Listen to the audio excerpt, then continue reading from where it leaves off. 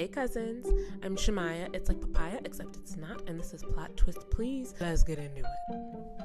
You're all about playing video games as opposed to other girls who love one hobby, shopping. You prefer being barefaced and dressed down as opposed to other girls who you consider cake-faced and overdressed. You'd rather be considered as one of the boys than to be friends with other girls. They're a little too catty for your liking. The list goes on and on. And the more you think about it, the more you come to the conclusion, I'm just not like other girls. This was printed by an Elle Magazine staff member in 2024 and brings us to the topic of today's episode. But first, comment below if this is your first time here. When you think of the phrase not like other girls, what emotion surges through your body? Anger? Annoyance? Indifference? Let me know. And hit that bell so that you know when a new episode has been posted.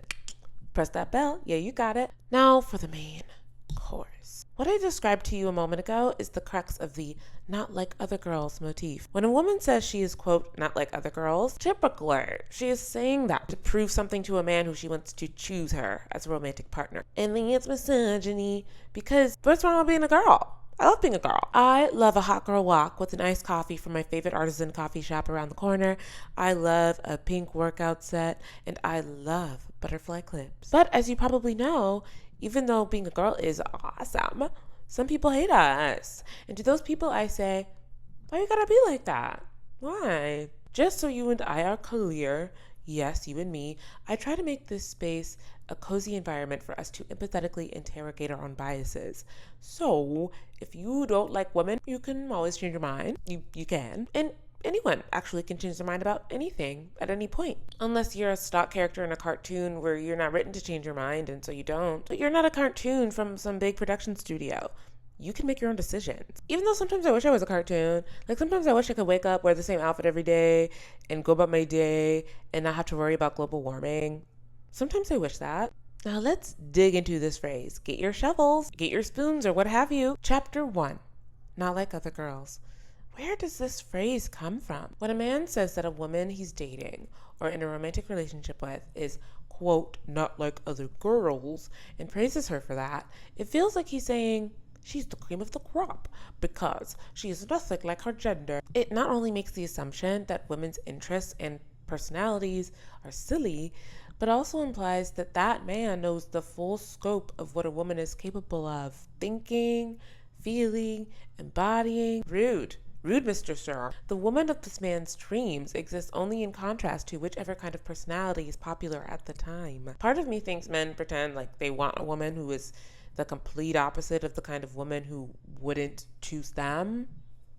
No, that's just my inkling. But that's neither here nor there. In this man's eyes that we're talking about here, the ideal woman's only attributes are those that are the opposite of the traits that men seem to hate. Now, this is the part of the episode where we talk about how misogyny traps women by saying, whether you've chosen to be hyper feminine or not feminine at all, you're still wrong. Because at any point, the norm can change.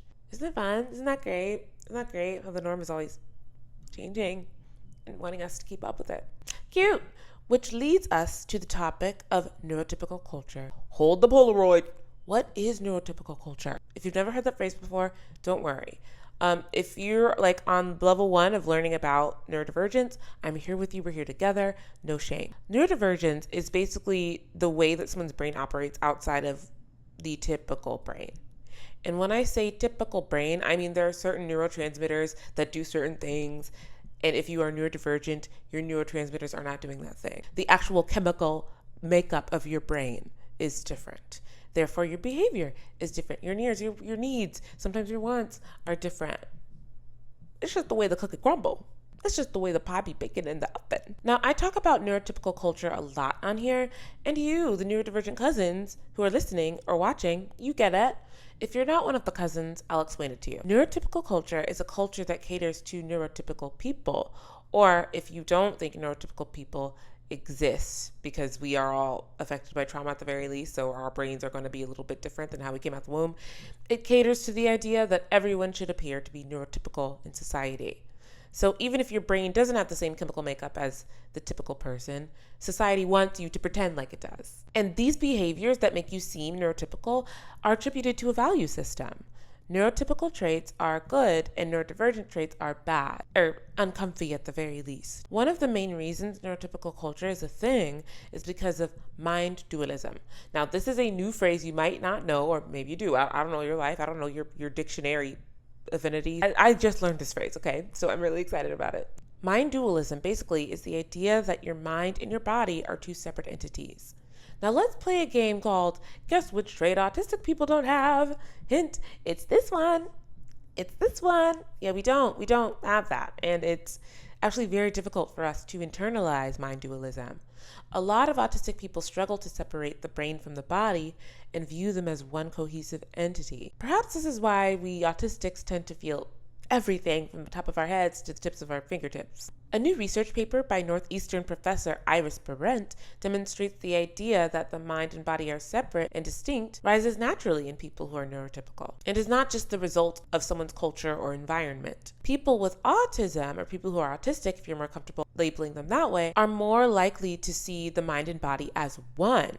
And according to a study in the November 30 issue of the Proceedings of the National Academy of Sciences, which Berent conducted with Rachel Theodore, a professor from the University of Connecticut, come on Connecticut, where the rich people live. Everyone in Connecticut is rich, I'm convinced. I think everyone in Connecticut has money. Literally find one person from Connecticut who is not loaded, and then I will call you a liar. But anywho, she and Berent, both of them, say that the results have profound implications for how people think about science, religion, and psychiatric disorders. It tends to affect how you think about everything, how your brain conceptualizes your entire existence. Berent goes to say that this phenomenon exists among adults and infants alike, as well as across different cultures. So it's not just the West, baby. Apparently, and I learned this in preparation for this episode, because I love y'all, mind dualism is the thing that allows you to see what someone is doing externally with their body and then interpret that in order to know what they're thinking. You know, it's based on that action. Is it starting to make sense how autistic people don't have this? Is it clear? Is it clear? Because it's clear to me. But don't get it twisted. I shall not be manic pixie dream girl. Autistic people are not stupid or aloof.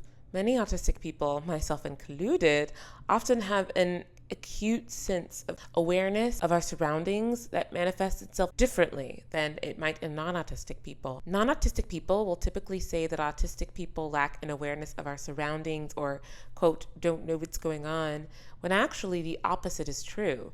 We are so aware of what's going on, so much so that we can't keep track of everything. You know, I wish the problem was that I didn't take in enough information.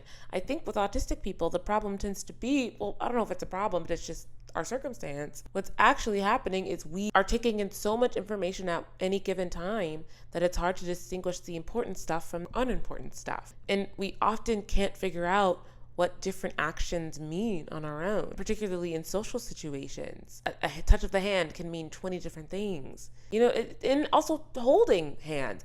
Now listen, I have never held hands romantically, ever in my life, ever. But I have held a friend's hand platonically.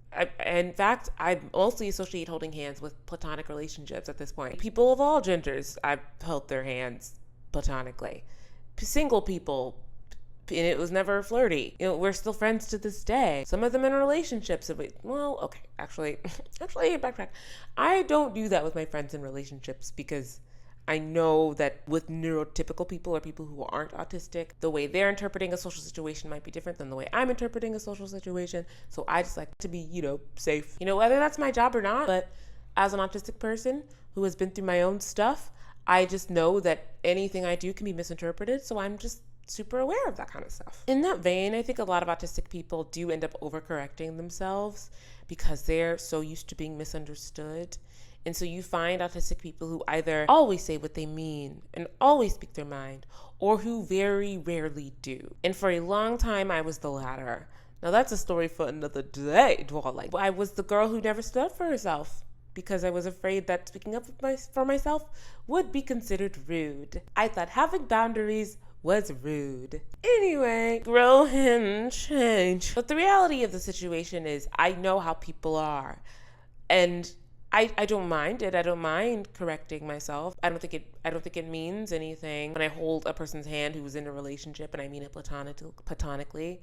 but neurotypical culture does. I will say, I've never understood why men and women of the hetero variety couldn't just be friends. I absolutely find it ludicrous that we are so hyper-schmegdualized in American culture that we think seeing someone who has different parts than us, different physiological makeup than us, makes us see them as less of a person, or as not a full human, or as not just a soul, and rather, more or less, a pile of parts. As the resident autistic in the room, I think it is fair for me to make that analysis. Now listen, don't clown me on this. Do not clown me for this. What I'm about to say is gonna make me sound like a pick-me. It's gonna make me sound like a little bit of a pick-me apologist. I find it a lot easier to be friends with straight men than straight women, with some caveats. Okay, I feel like it is only easy if they are not single. Actually, it depends. Is it healthier? Didn't say that. But what I realize about friendships with men is a lot of the time it's just surface level. It's not deep. Like, all we know is each other's favorite food. And maybe not even that. Maybe we just know how many siblings each other has. I have a theory on this, though. And I was talking to an autistic woman friend of mine, hence why autistic friends need autistic friends. Find yourself some autistic friends. But we were both connecting on having the experience of finding relationships, and particularly friendships with women, difficult. And more specifically, women friend groups, like groups of women, rather than just women one-on-one. And here are a few reasons that we came up with as to why that could possibly be. One, the pressure to be socially equipped is higher for women than it is for men. Men become social when they're younger, when they're boys, by wrestling. Women become social when they're young girls by talking and playing dolls and practicing social skills, and are expected to do that early. Number two, the consequences for messing up socially, quote unquote, are bigger for women in our circles than for men. I know so many men who say that they've been friends with the same guy for decades, and they've told me that it takes a lot to not become friends with someone anymore. And of course, in the back of my mind, I go, okay, well, that's... In my head, I'm thinking, there are some very powerful men who got away with heinous things because their buddies refused to hold them accountable and didn't think it was necessary to not be connected with them anymore. And by staying connected with them, those men who did those heinous deeds thought it was okay because there were no social consequences for their horrible acts. They thought it was fine. I truly think that. I think that if you are not suffering socially, if there are no social consequences, if you don't lose contact with friends, if people don't say, I'm not going to be your friend anymore if you're going to do this, then you keep doing what you're doing because there is no incentive to change. Whereas for women, there are social consequences for doing horrible deeds. And I would argue for doing much lesser horrible deeds. Like things that aren't morally corrupt, things that are just weird. Whereas if a man does something that is not normal, it's, that's just the way he is. He's still my buddy though. We've been friends for decades. He's still my buddy. It's interesting. It's interesting how we learn to be human, yeah? The third reason that I think this happens is because there are more social nuances involved in women's social circles. Let me tell you something about autism. Autism. It doesn't tend to make being social easy per se. Unspoken rules about how often to call or text, how much effort you're supposed to spend making plans, contributing to birthdays, behaviors like when to bring a dish for a party and when to not, how much to eat of other people's food that they bring at a party, things that are considered courteous, things that are considered rude. All of these rules that are constantly evolving can determine whether or not you are a good friend. And nothing explains the contrast between men and women's friendships like this quote. It takes very little for women to lose friends, but it takes far too little for men to call other men their friends. Okay, I did just make that up, but I hope it resonated with you. Let me know in the comments. But I think it has a lot of validity too. Now, don't stuff me in a locker. Hold your peace. Relationships for autistic people, whether platonic or romantic, feel like chess games. It feels like the great race. What is it? The great American race? The great race? I don't know what it is, girl. But that's what it'd be feeling like, the greatest race in my life. Now, new chapter alert. Chapter 3.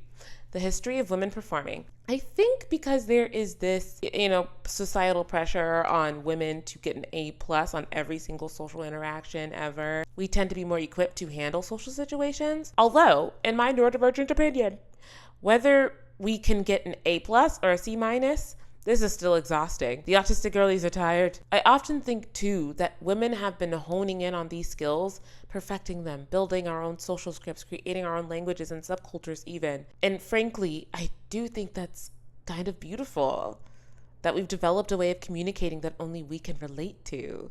Whether it's a phrase like girl math, girl dinner, or I'm just the girl. Women are figuring out ways to reclaim critiques of femininity. The kind of femininity that doesn't serve men and is just for us to enjoy ourselves, just existing as women, just existing. That's kind of powerful. And we've been doing that for centuries. In the Victorian era, for example, socializing with other women allowed women to do a few things. Secure that bag, secure that man with the bag. And honestly, that was about it. But also to maintain our own social circles and to have a sense of safety amongst each other. Talking about what was going on in the town or the village kept us safe. And I'm sure there are much smarter people who could give you a much deeper analysis on that. But I'm just the girl. Thankfully, we've evolved and are able to do more things with our feminine powers. But the neurotypical conventions are closer to modern times than you'd think. For women, the way that we socialize with other women can drastically alter the course of our lives. Who we befriend becomes the community we have access to. And when it comes to securing the bag, who you know is everything. And even when we're talking about partnership, 9 times out of 10, who you end up partnering with is an extension of who you're around. Your community becomes your dating pool. And if you have access to people with a lot of financial comfortability, with a lot of capital, with a lot of connections, the odds are you're going to end up partnering with someone who comes from that same background. And that can either enhance or detract from your professional life. So when you look at the data, autistic brains aren't like non-autistic brains. They're just not constructed the same. Therefore, autistic girls are not like other girls. I'm sorry, I gave myself the ick. But in this sense of the phrase, I'm referencing an autistic person's brain's chemical makeup in comparison to a non-autistic person's brain. So where does that leave us? Some women perform uniqueness, since there's incentive to within society, and others don't have a choice but to be unique. Who's to say you, the observer, can tell which is which? And this episode is not in response to anything. It was just something that was on my brain because I was thinking about how other women and men tend to demonize women who are, quote, different, and will tell them, oh, you're just doing that as a performance. You're just doing that to seem different. When it's like, no, maybe they've always been different and they don't have a choice but to just be that way because it's exhausting to be anything else. So think about that. Anyway, that's all I have for you today. Thank you for bearing with me with these technical difficulties. We're rocking and rolling anyhow. Become a patron if you want to contribute to what I'm doing here, or just join the free newsletter. Let's gaggle a bit. Let's vibe. All right. Be blessed. Stay weird. Bye-bye.